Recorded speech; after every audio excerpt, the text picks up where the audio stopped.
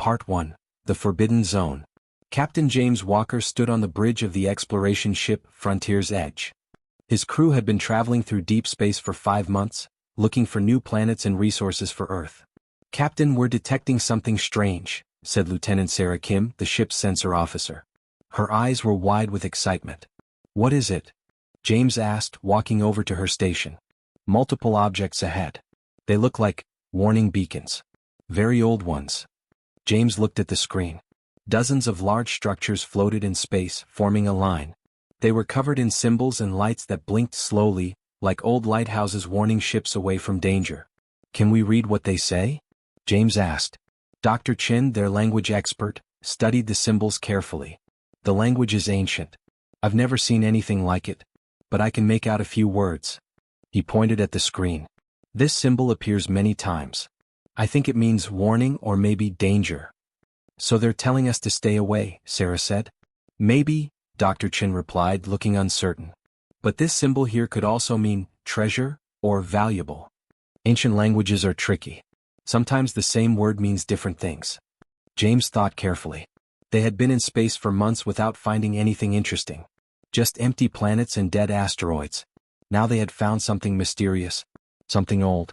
Something that might be important. "What do you think, Captain?" asked his first officer, Marcus Rodriguez.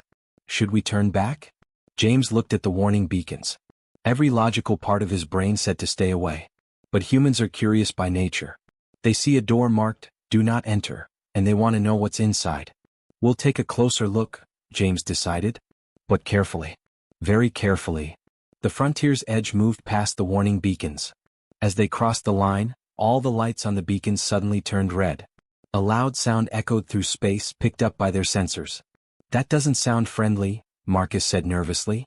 "We're already past the point," James replied. "Let's see what they were protecting." They flew for another hour. Then Sarah gasped. "Captain, look." On the screen, a region of space appeared that took everyone's breath away. 5 planets, each one different and beautiful. Space stations floating between them. Massive structures that looked like cities in space. Everything was silent and still. "It's incredible," Dr. Chin whispered. "This must be thousands of years old. Why would anyone abandon all this?" Sarah asked. They flew closer to the nearest planet. It was green and blue with oceans and forests. From space it looked perfect. Alive. "Life signs?" James asked. Sarah checked her sensors. "Nothing. No people. No animals. Nothing. It's like everyone just disappeared." James made his decision. "Prepare the landing shuttle. We're going down." 2 hours later, James and a small team walked on the planet's surface. The air was breathable. The temperature was comfortable. Ancient buildings stood all around them, made of materials that still looked new after thousands of years. "This place is a ghost town," Marcus said quietly. "Where did everyone go?" They explored deeper into the city. Everything was clean. Well preserved. As if the people had just left yesterday instead of centuries ago. Dr. Chin stopped in front of a large building. "This looks important. Maybe a government center or temple." Inside they found a massive chamber. The walls were covered in more symbols. In the center stood a tall tower made of crystal that glowed with soft blue light. "What is this?" Sarah asked, touching the crystal gently. The moment her hand made contact, the crystal began to pulse. Faster and faster. The symbols on the walls lit up one by one like a chain reaction. Sarah stepped back. James shouted. But it was too late. The entire tower erupted with light. Energy shot upward through the ceiling into the sky and beyond. Up into space. Up into the stars. Alarms blared on their suits. Their communication devices went crazy with signals. "What did I do?" Sarah cried, pulling her hand away. Dr. Chen looked at the symbols around them. His face went pale. "Oh no. Oh no no no." "What? What is it?" James demanded. "I can read these symbols now," Dr. Chin said, his voice shaking. "They're not difficult. They're written in multiple languages. Warnings. Clear warnings." "What do they say?" Dr. Chin pointed at the largest symbol above the tower. "It says, emergency beacon. Activation will summon the Krell. Do not touch. Do not enter. Do not wake them." "Who are the Krell?" Marcus asked. Before anyone could answer, their ship's communication came through. It was the crew member they had left on the Frontier's Edge. His voice was panicked. "Captain. Something's happening. We're detecting signals. Thousands of them. All across this region of space. Something is waking up. James felt ice in his stomach. Get back to the ship. No. Everyone move. They ran back to the shuttle. As they lifted off, James looked down at the planet. All across its surface, lights were turning on. Buildings that had been dark for thousands of years were coming to life. And in space between the planets, the massive structures were activating. One by one. Like sleeping giants opening their eyes. What have we done? Sarah whispered. James didn't answer. He didn't know. But deep in his gut, he knew they had made a terrible mistake. They had found the forbidden zone. And they had just woken up something that should have stayed asleep forever. The galaxy was about to change. And humanity had no idea what was coming for them. The galaxy's worst nightmare. Dr. Elena Rodriguez sat in a dark room surrounded by holographic screens. For 3 days she had been reading everything the galactic database had about the Krell. What she found kept her awake at night. President Martinez needs to see this, she said to her assistant. An hour later, the entire Earth Defense Council gathered in the command center. Elena stood before them, looking exhausted but determined. I've studied the Krell history, she began. And I need you to understand what we're facing. She pulled up images of ancient battles. The screens showed massive ships destroying entire planets. Cities burning. Species fleeing in terror. 5,000 years ago, the Krell controlled half the galaxy. They believed they were superior to every other species. They believed they owned all of space.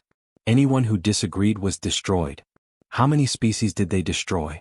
General Chin asked. Over 100 confirmed civilizations. Completely erased. Men, women, children. The Krell didn't take prisoners. They didn't accept surrender. They just killed everything. President Martinez felt sick. Why were they so successful? Elena pulled up more data. 3 reasons. First, they're naturally stronger than most species. A single Krell warrior is as strong as 5 human soldiers. They have thick armored skin that's hard to penetrate. They heal fast. And they live for 300 years, so every warrior has centuries of combat experience. She paused, letting that sink in. Second, they love war. Most species fight because they have to. The Krell fight because they want to. Battle is their religion. Victory is their purpose. They train from childhood to kill. And the third reason? Someone asked. Elena's voice dropped. They never stop. Ever. If you fight them and win one battle, they come back with more ships. If you destroy their fleet, they build another. If you kill their warriors, they send more. They don't know how to quit. They don't understand the word retreat. The room was silent. How were they stopped before? President Martinez asked. They weren't stopped, Elena replied. That's the terrifying part. No one could defeat them in battle. Not even when hundreds of species worked together. The Krell were just too strong, too determined. Then how? They were trapped. Not defeated. Trapped. Elena pulled up a star map. The galaxy's greatest scientists worked together to create a prison. They lured the Krell into one region of space. Then they activated a technology that put all of them into hibernation. Deep sleep. And they built warning beacons around it, General Chin said slowly, to make sure no one woke them up. Exactly. Every species in the galaxy agreed. Never go to the forbidden zone. Never wake the Krell. For 5,000 years, that agreement held. Elena looked directly at President Martinez. Until we came along. Martinez closed her eyes. We didn't know. I know, ma'am. But the Krell don't care.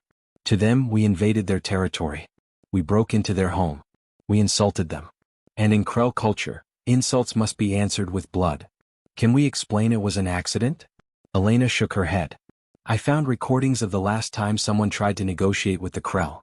The species was called the Verati. They sent diplomats. They offered gifts. They apologized. They begged for peace. What happened? The Krell killed the diplomats. Then they hunted the Verati across the galaxy for 20 years until every last one was dead. The Krell don't negotiate. They don't forgive. They only fight. The weight of this information crushed the room. They were facing an enemy that couldn't be reasoned with, couldn't be defeated, and would never stop hunting them. Have any of the other species offered to help us? Someone asked hopefully. Elena pulled up the messages they had received. Hundreds of them. They all say the same thing. We're sorry. We can't help. Good luck. Cowards, General Chin spat. No, Elena corrected. They're terrified. Every species that remembers the Krell Wars is hiding right now. They're afraid that if they help us, the Krell will target them next. President Martinez stood up. So we're alone. Yes, ma'am. Completely alone. Against an enemy that destroyed 100 civilizations. An enemy that the entire galaxy couldn't defeat. Silence fell over the room. Heavy. Hopeless. Then General Chin spoke. Dr. Rodriguez, you said the galaxy couldn't defeat them. But they did trap them. How? Elena looked surprised. They used the Krell's own psychology against them. Explain. The Krell are arrogant. They believe they're unbeatable. So they never change their tactics. They fight the same way every time because they think their way is perfect. And the galaxy used that against them? Yes. The scientists studied Krell battle patterns. They predicted exactly how the Krell would respond to threats. Then they created a trap based on those predictions. The Krell fell for it because they couldn't imagine anyone outsmarting them. General Chin leaned forward. So they have a weakness. Pride. Elena nodded slowly. Yes. But understanding a weakness and exploiting it are two different things. It took the combined knowledge of hundreds of species to trap them once. We're just one species. But we're a smart species, Martinez said. We've studied the Krell for 3 days. We have 3 months before they arrive. General Chin, I want every military analyst studying those history files. Find patterns. Find weaknesses. Find anything we can use. Ma'am, even if we find weaknesses. We fight, Martinez interrupted. We have no choice. The Krell are coming whether we like it or not. We can either hide and die or fight and maybe die. I choose fight. She looked around the room. I know you're scared. I'm scared too. But humanity didn't become the dominant species on Earth by giving up when things got hard. We survived ice ages, plagues, wars, extinction events. We survived because we never stopped trying. Her voice grew stronger. The Krell think we're weak. They think we'll be easy to destroy. Let's prove them wrong. Let's show them that humans are not prey. We're fighters. And we learn fast. General Chin smiled grimly. We have one advantage the Krell don't know about. What's that? Humans are the best at learning from our mistakes. The Krell fight the same way for 5,000 years. We change and adapt constantly. Every battle makes us smarter. Elena pulled up battle simulations. If we can survive the first few engagements, we might learn enough to have a chance. Then that's our strategy, Martinez decided. Survive, learn, adapt, and never ever give up. Across Earth the message spread. The Krell are the deadliest warriors in galactic history. No one has ever defeated them. The entire galaxy is hiding in fear. But humanity wasn't hiding. Humanity was preparing. Factories converted to build weapons. Scientists studied Krell tactics. Soldiers trained day and night. Every human on every world knew the nightmare was coming. But nightmares can be defeated. And humans had always been good at killing monsters. End of Part 3. Part 2, The Nightmare Awakens. The signal traveled fast. Faster than light. Faster than anything Captain James Walker could imagine. It spread across the entire galaxy like ripples in water, reaching every corner of space. On the frontier's edge, the crew watched their sensors go crazy. Captain, we're detecting responses, Sarah reported. Hundreds of them. No thousands. They're coming from everywhere in this region. James stared at the screen. Red dots appeared one by one. Ships. Massive ships. They had been hidden, dormant, waiting. Now they were all waking up. We need to leave, Marcus said urgently. Right now. Agreed. Set course for Earth. Maximum speed. As the frontier's edge jumped to hyperspace, none of them saw what was happening behind them. The ancient structures between the planets opened like flowers blooming. Inside each one, ships emerged. Not small ships. Enormous warships, each one the size of a city. And they were all heading in the same direction. Toward the signal's origin. Toward the planet where humans had activated the beacon. Far across the galaxy, in the Krell home system, something ancient stirred. Commander Vrax had been in hibernation for 5,000 years. One moment he was fighting the final battle against the Alliance. The next moment he was opening his eyes to darkness. His body ached. His muscles were stiff. But his mind was sharp. Angry. Status report, he growled. His ship's computer responded with a voice that sounded old and tired. Emergency beacon activated. Location, Forbidden Territory Alpha. Species identification, unknown. Designation, human. Human. Vrax had never heard of them. Show me. A holographic image appeared. It showed a creature standing on 2 legs. Soft skin. No armor. No claws. Only 2 eyes. This weak thing entered our territory? Vrax asked in disbelief. Confirmed. They activated the emergency beacon. They touched our sacred sites. Vrax felt rage building inside him. The Krell had ruled the galaxy once. They had owned everything. Every planet. Every star. Every species bowed before them or died. Then the Alliance had come. Hundreds of species working together. They couldn't defeat the Krell in battle. No one could. So they trapped them instead. Sealed them in sleep. Put warning beacons around their territory. Made everyone promise to never, ever go there. For 5,000 years that promise had held. Until now. Wake the fleet, Vrax commanded. Wake everyone. The humans have broken the ancient law. They have entered our territory. They have insulted the Krell. What are your orders, Commander? Vrax smiled, showing teeth sharp as knives. We make them pay. We make them an example. We show the entire galaxy what happens when you anger the Krell. He activated the fleet-wide communication. All across the Krell territory, millions of warriors were waking from their long sleep. They would all hear his words. Warriors of the Krell horde. Vrax's voice echoed through every ship. We have slept for 5,000 years.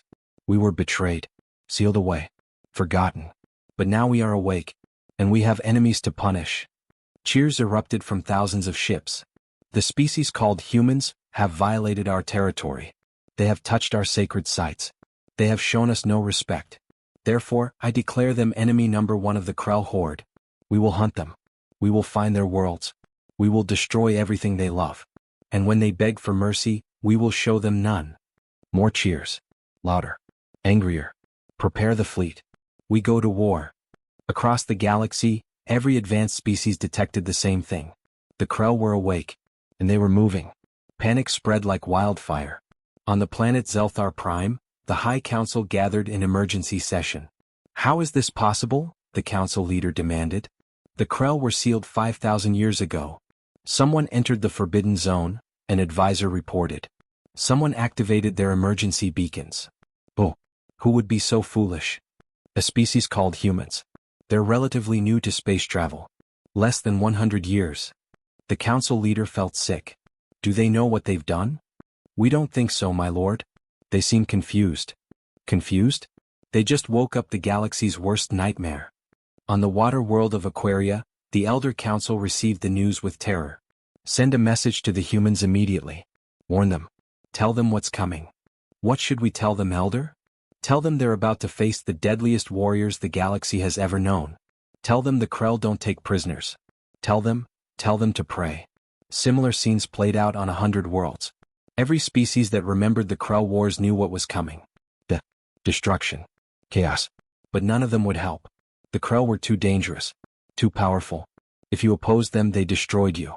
The only way to survive was to hide and hope they didn't notice you. On Earth, the messages started arriving. The first one came from the Zelthar. It was simple and terrifying. What have you done? The Krell are awake. May whatever gods you believe in have mercy on your species. Then came another from the Aquarians. You entered the Forbidden Zone. You woke the ancient enemy. We cannot help you. No one can. We're sorry. More messages followed. Dozens. Then hundreds. All saying the same thing. The Krell are coming. Hide if you can. Run if you must. But don't expect help.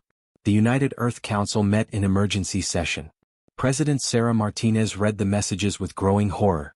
Who are the Krell? She asked her advisors. A military analyst pulled up historical files from the Galactic database. According to these records, the Krell were the most powerful warrior species in galactic history. 5,000 years ago they ruled through fear and violence. They destroyed over 100 civilizations. How were they stopped? They weren't. Not really. Every species in the galaxy worked together to trap them. They sealed the Krell in a region of space and made it forbidden. Everyone agreed to never go there. President Martinez felt cold. And we went there. Yes, ma'am. Captain Walker's ship activated an emergency beacon. Now the Krell think we deliberately invaded their territory. Can we explain it was an accident? The analyst shook his head. According to these files, the Krell don't care about explanations. They believe they own all of space. Anyone who enters their territory is an enemy. And they don't forgive enemies. How long until they reach us? Based on their last known ship speeds, 3 months. Maybe less. 3 months. President Martinez looked around the room at her advisors, generals, and scientists. Can we fight them? Silence. Finally, General Chin spoke. Ma'am, the records say it took every species in the galaxy working together just to trap the Krell. And we're alone. No one will help us. Then we fight alone, Martinez said firmly. Alert all military forces. Begin evacuation plans for outer colonies. And someone get me Captain Walker. I want to know exactly what we're facing. Across human space the word spread. The Krell are coming. An ancient enemy. The deadliest warriors the galaxy has ever known. And humanity had just become their enemy number one. The countdown had begun. Part 4, Human Stubbornness. The colony of New Terra had 50,000 people. Farmers, teachers, families building a new life on a beautiful planet far from Earth. They knew the Krell were coming. They had been warned. But they stayed because someone had to see what humanity was facing. The Krell fleet arrived without warning. 12 massive warships dropped out of hyperspace. Each ship was black and covered in weapons. They looked like they were built for one purpose only: destruction. Governor Lisa Park stood in the command center watching the ships approach. Open a communication channel, she ordered. Maybe we can talk to them. Her communication officer tried. They're not responding, Governor. They're just coming. Lisa took a deep breath. Evacuate everyone. Get them to the underground bunkers. Now. The colony sirens screamed. People ran. Children cried. Families grabbed what they could and rushed to safety. The evacuation went fast. Humans had practiced this. They were ready. Above them, the Krell ships moved into perfect formation. A line evenly spaced like soldiers on parade. Then they opened fire. Red beams cut through the sky. They hit buildings, roads, power stations. Everything exploded. The attack was methodical. Systematic. The Krell weren't just destroying the colony. They were erasing it. Building by building. Block by block. In the bunker, Lisa watched through cameras on the surface. Her hands shook with anger. With grief. But she forced herself to watch. To learn. Record everything, she ordered her staff. Every ship movement. Every weapon pattern. Every tactical decision. Send it all to Earth. Why, Governor? The colony is lost. Because we need to understand how they fight. This is our first real look at the Krell. We can't waste it. The attack lasted 4 hours. When it ended, New Terra was gone. Smoke and ashes were all that remained. But the bunkers had worked. 47,000 people survived underground. The Krell never even checked if anyone was alive. They just destroyed everything on the surface and left. They're not even hunting survivors? Lisa's security chief asked in disbelief. They don't care, Lisa replied. To them, we're already defeated. They destroyed the colony. Mission accomplished. They're moving on. She stared at the data they had collected. Something bothered her. Something important. Their attack pattern, she said slowly. It's very precise. Very organized. But it's also predictable. What do you mean? Lisa pulled up the footage. Watch. They always approach from the same angle. Always fire in the same sequence. Always maintain the same formation. It's like watching a dance. Perfect. But the same every time. She sent the data to Earth with a message. They don't adapt. They have one way of fighting and they never change it. On Earth, General Chin studied the footage from New Terra with his tactical team. They watched the Krell attack over and over. Frame by frame. Governor Park is right, Chin said. They're using the exact same tactics from 5,000 years ago. I compared it to the historical files. Identical. Why wouldn't they change? His second-in-command asked. 5,000 years is a long time. Surely they learn new strategies. They don't think they need to, Chin replied. They won every battle 5,000 years ago using these tactics. Why change what works? He stood up, pacing. This is their weakness. They're so confident in their strength that they never adapt. They never innovate. They just do the same thing over and over because it always worked before. But General, their tactics do work. They destroyed New Terra in 4 hours. They destroyed a defenseless colony, Chin corrected. But what happens when we fight back? What happens when we do something they don't expect? He pulled up battle simulations. The Krell fight like ancient Earth armies. Line formations. Predictable patterns. Overwhelming force. But humans learned centuries ago that those tactics don't work against guerrilla warfare. Against unpredictable opponents. You want to use guerrilla tactics? In space. Why not? Chin smiled. The Krell expect us to face them in open battle. Ship to ship. Formation to formation. That's how everyone else fought them. And everyone else lost. He pointed at the star maps. But what if we don't fight fair? What if we hide our ships in asteroid fields? What if we attack from unexpected angles?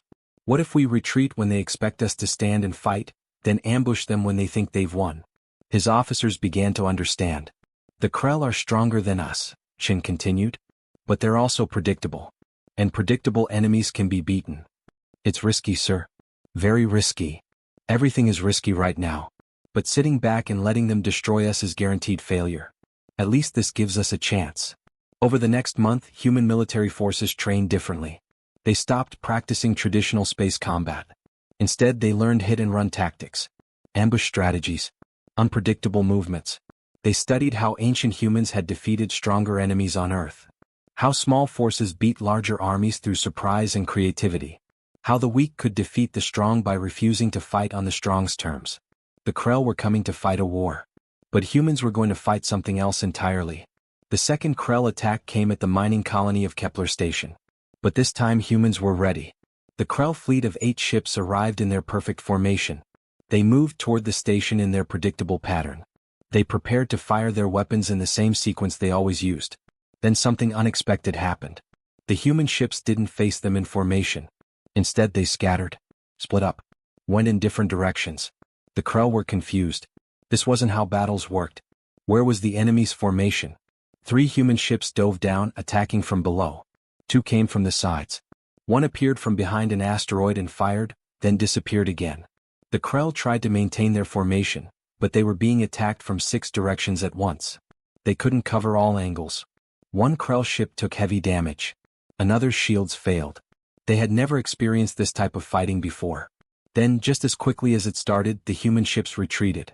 They jumped to hyperspace before the Krell could respond. The attack lasted only 10 minutes. But it was enough. 1 Krell ship was damaged. Another was disabled. For the first time in 5,000 years, the Krell had not won a perfect victory. Commander Vrax received the report with disbelief. They ran away? Like cowards? Yes, Commander. They attacked, damaged 2 of our ships, then fled before we could destroy them. This is not how wars are fought. They should face us with honor. His advisor hesitated. Commander, the humans don't seem to care about honor. They only care about survival. Vrax felt anger rising. Then we will show them that cowardly tactics don't work. We will bring more ships, bigger weapons, overwhelming force. They cannot run forever. But deep down, for the first time, Vrax felt something he hadn't felt in 5,000 years. Uncertainty. These humans weren't fighting like the species he remembered. They were fighting dirty, unpredictably. And it was working.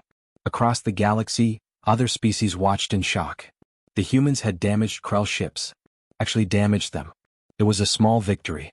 A tiny one. But it proved something important. The Krell could bleed. And if they could bleed, they could be beaten. The hunters get hunted. For 3 months the war continued. And every battle taught humans something new. Captain Marcus Webb commanded the destroyer Defiant. His ship was small and fast. Perfect for what General Chen called teaching missions.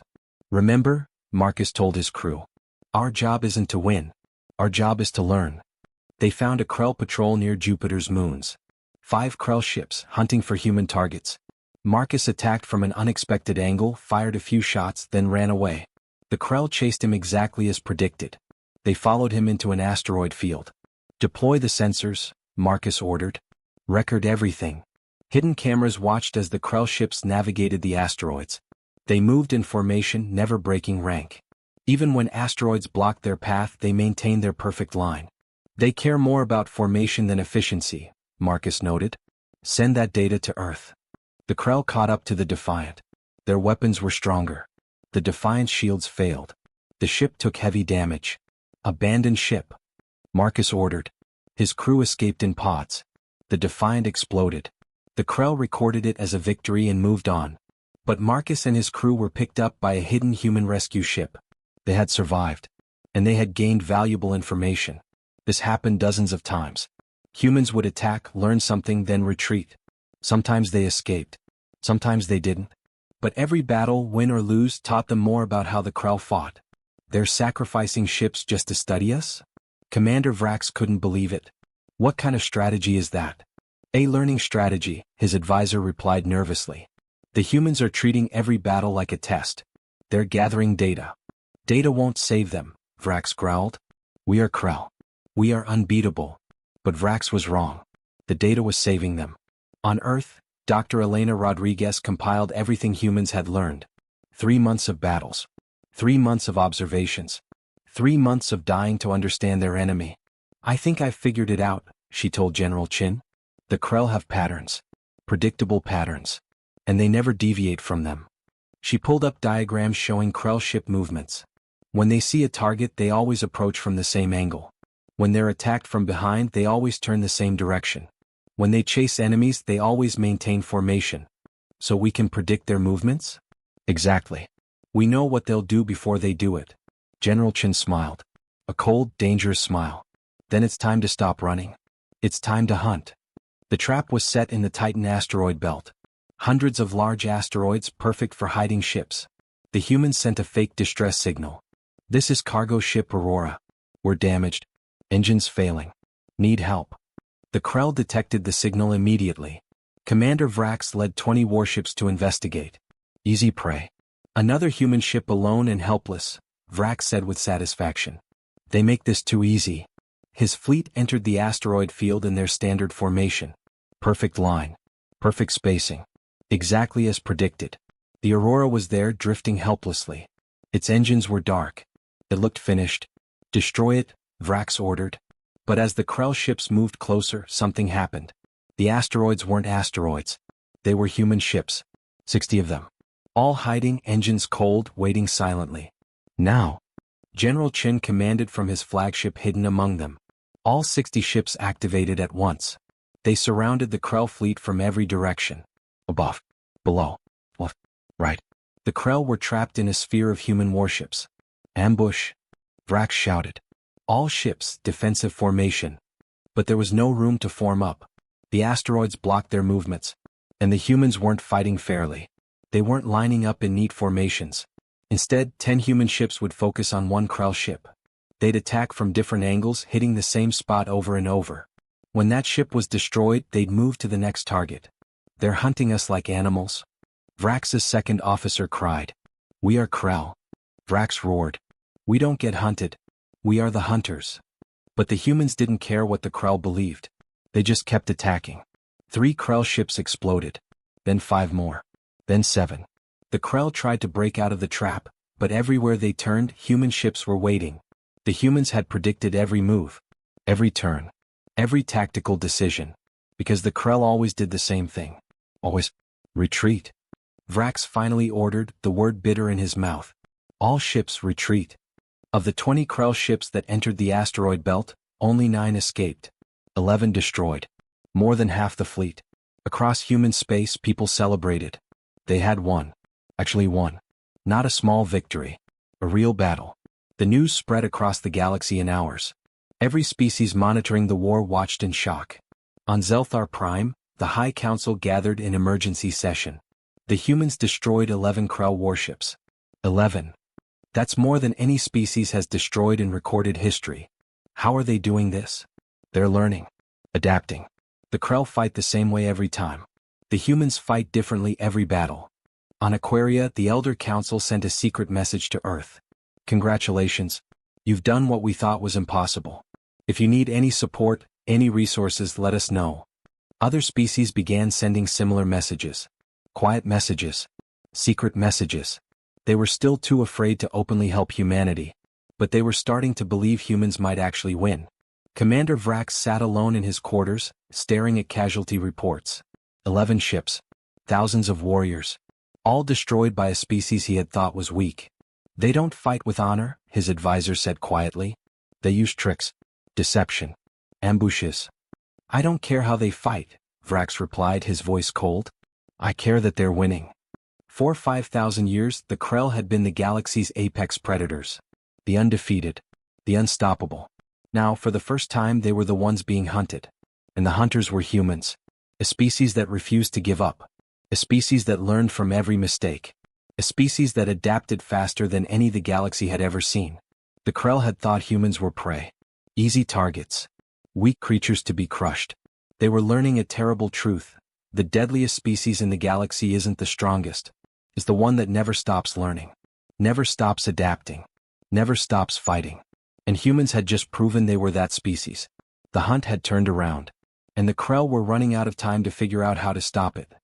The new apex species. 6 months after the first attack on New Terra, the human fleet gathered near Krell space. 200 ships.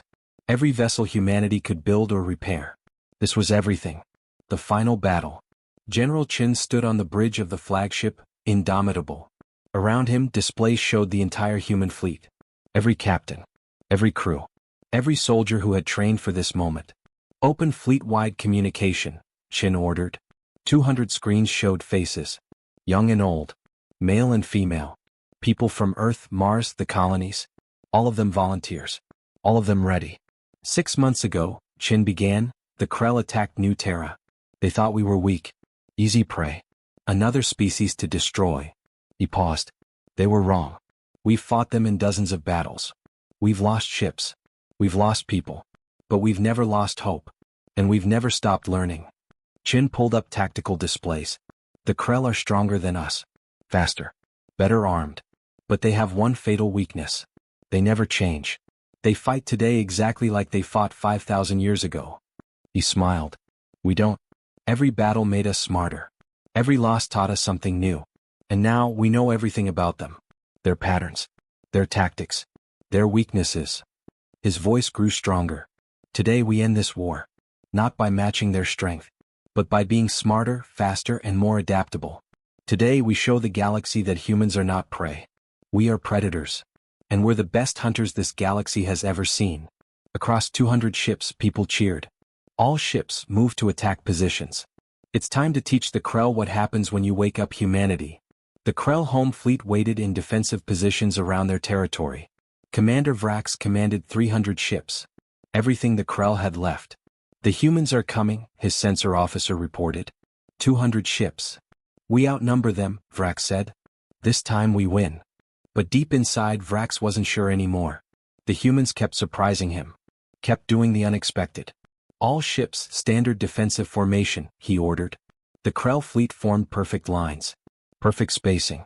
Just like always, the human fleet approached. But they didn't form battle lines. Instead they scattered. Split into 20 small groups of 10 ships each. What are they doing? Vrax demanded. This is chaos. Where's their formation? I don't know, Commander. They're everywhere. The battle began. Each group of 10 human ships targeted one Krell vessel. They attacked from different angles, never staying in one place. When the Krell tried to form up, the humans would scatter. When the Krell chased one group, another would attack from behind. It was like fighting ghosts. The humans were everywhere and nowhere. 3 Krell ships exploded. Then 7 more. Then 15. They're coordinating perfectly. Vrax's tactical officer shouted. Every group knows what the others are doing. The humans had learned to fight as one organism. 20 separate groups but all working together. Sharing information in real time. Adapting constantly. The Krell tried to maintain formation but it was impossible. The battle was too chaotic. Too unpredictable. Vrax watched his fleet being torn apart. Not by superior weapons. But by superior tactics. Superior coordination. Superior adaptability. This is impossible, he whispered. We are Krell. We are the strongest. Strength isn't enough, his advisor said quietly. Not against enemies who learn. 50 Krell ships destroyed. Then 80. Then 100. The battle lasted 6 hours. When it was over, only 70 Krell ships remained. The humans had lost 40 vessels. For the first time in Krell history they had lost a major battle. Decisively. Completely. Vrax sat in his command chair, surrounded by defeat. His fleet was broken. His warriors were exhausted. And the humans were still coming. A communication request came through. From the humans.